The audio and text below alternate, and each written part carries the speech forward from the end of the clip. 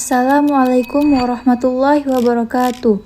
Fi hadzal video sa'asra an khitamil durus al-qiraat wal qawaid bil lughatil arabiyyah wal Indonesia.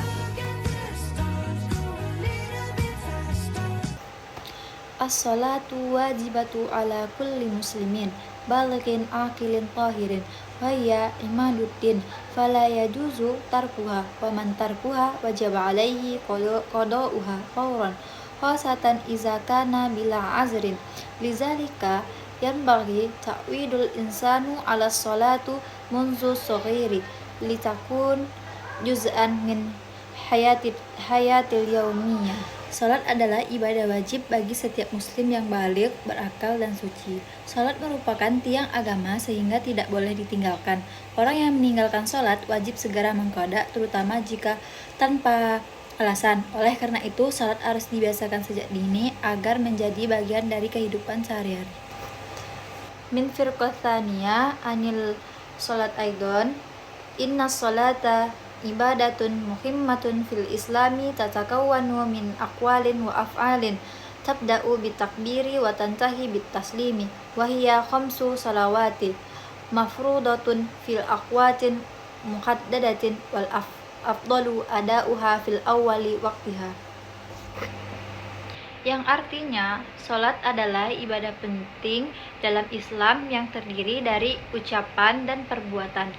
Dimulai dengan takbir, diakhiri dengan salam. Sholat wajib ada lima waktu, dalam waktu yang telah ditentukan, dan yang paling utama adalah melaksanakannya di awal waktu. Al-Khulasoh min firqatsalisa anil azanu wal iqamatu. Al-adhanu wal iqamatu min sya'airil islamil muhimmah yusta'malani lil i'lami bidukhuli waqtis sholati wa bid'i iqamatiha wa huma dalilun ala nizami wal indibati fil ibadah wa yanbaghi lil muslimina fahmuhuma wa tatbiquhuma tadbiqan sabihan. Kesimpulan dari kelompok 3 tentang azan dan iqamah. Azan dan iqamah merupakan bagian penting dalam Islam sebagai pemberitahuan masuknya waktu salat dan mulainya salat, serta mencerminkan kedisiplinan dalam beribadah. Oleh karena itu, keduanya perlu dipahami dan diamalkan dengan baik sesuai ajaran Islam.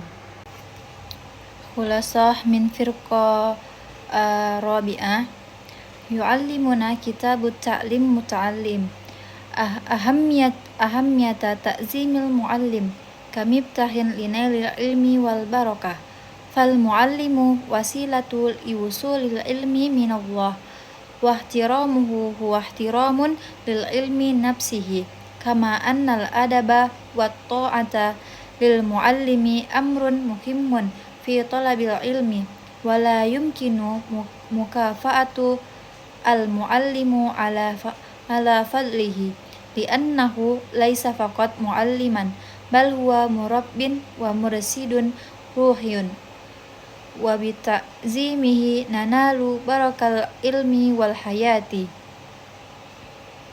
Kesimpulan selanjutnya dari qiraah kelompok 4 tentang adab menuntut ilmu. Kitab Ta'lim Muta'lim mengajarkan bahwa menghormati dan mengagungkan guru adalah kunci utama untuk mendapatkan ilmu dan keberkahan. Guru merupakan perantara ilmu dari Allah, sehingga menghormati guru berarti menghormati ilmu itu sendiri. Adab dan ketaatan kepada guru sangat penting dalam proses belajar. Selain itu, jasa guru tidak dapat dibalas dengan apapun, karena guru bukan hanya pengajar, tapi juga pembimbing spiritual. Dengan menghormati guru, seorang akan memperoleh keberkahan dalam ilmu dan kehidupannya. Kesimpulan qiraah kelompok 5. Al-Khulasoh. As-salawatul mafrudatu khamsun wa hiya salatus subhi wal zuhri wal asri wal maghribi wal isya'i wajibu ada'uha fi awwali waqtiha.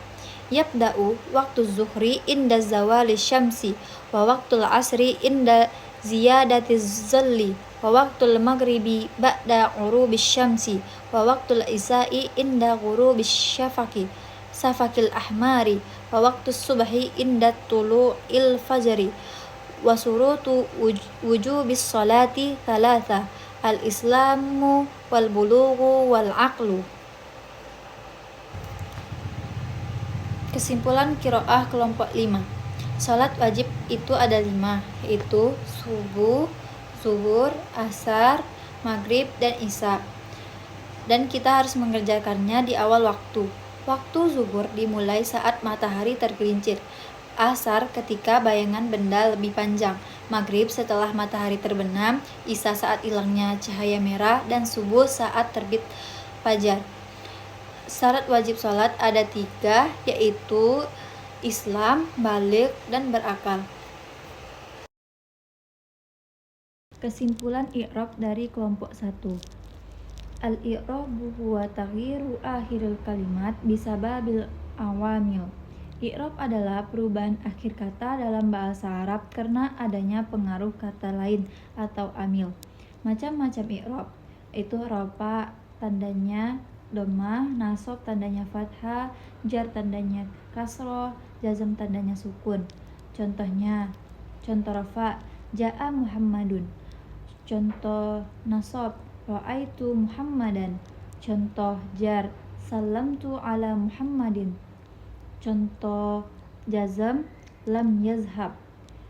Kesimpulan singkatnya, al-i'rabu yusa'idu ala fahmi makna jumlah. I'rab membantu kita memahami makna kalimat dengan benar. Kesimpulan qawaid kelompok 2 tentang jumlah ismiyah. Jumlah ismiyah adalah kalimat yang diawali dengan isim atau kata benda yang terdiri dari mubtada dan khobar. Strukturnya mubtada, khobar.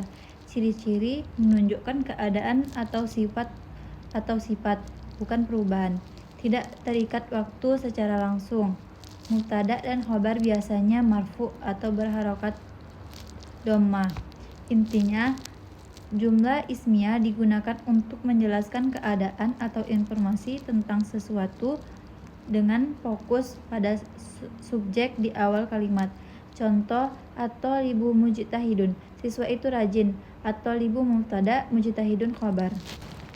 Kesimpulan qawaid dari kelompok 3, yaitu jumlah fi'liyah. Jumlah fi'liyah adalah kalimat yang diawali fi'il atau kata kerja kemudian diikuti oleh fa'il, pelaku, dan bisa ditambah maf'ul bi atau objek. Strukturnya fi'il, fa'il, maf'ul bi.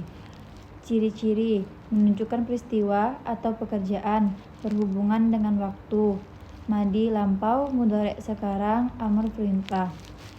Fa'il biasanya marfu, berharokat dhammah. Intinya, jumlah fi'liyah digunakan untuk menyampaikan suatu tindakan atau kejadian dengan fokus pada kata kerja sebagai awal kalimat. Contoh, katabat thalibud darsa, siswa menulis pelajaran. Kesimpulan dari kelompok 4 tentang an-nawasi. An-nawasi adalah kata-kata yang mengubah i'rab jumlah sebelumnya, khususnya pada jumlah ismiyah atau kalimat nominal. An-nawasi terbagi menjadi 2, kana wa akhwatuha dan inna wa akhwatuha. Kana wa akhwatuha marofakkan isim dan menasabkan khobar. Inna wa akhwatuha menasabkan isim dan marofakkan khobar. Intinya, an-nawasi berfungsi untuk memberi makna tambahan seperti waktu, penegasan, dugaan, dan mengubah i'rab mubtada dan khobar. Contoh singkat, kana thalibu mujtahidan, dan inna thaliba mujtahidun. Kesimpulan qawaid dari kelompok 5 tentang at-tawabi. At-tawabi adalah kata-kata yang mengikuti kata sebelumnya atau matbu dalam i'rab baik dari segi rafa, nasab maupun jar, serta dalam jenis, jumlah, dan kejelasan, ma'rifat atau nakiroh. Yang termasuk at-tawabi ada 4, yaitu na'at, atop, taukid, badal. Intinya, at-tawabi berfungsi untuk menjelaskan, menguatkan, mengganti kata sebelumnya, dan selalu mengikuti i'rab kata yang diikutinya. Contoh singkat, Ja'at talibul mujtahidu. Datang siswa yang rajin. Al-mujtahidu mengikuti kata at-talibu dalam i'rab atau sama-sama rafa.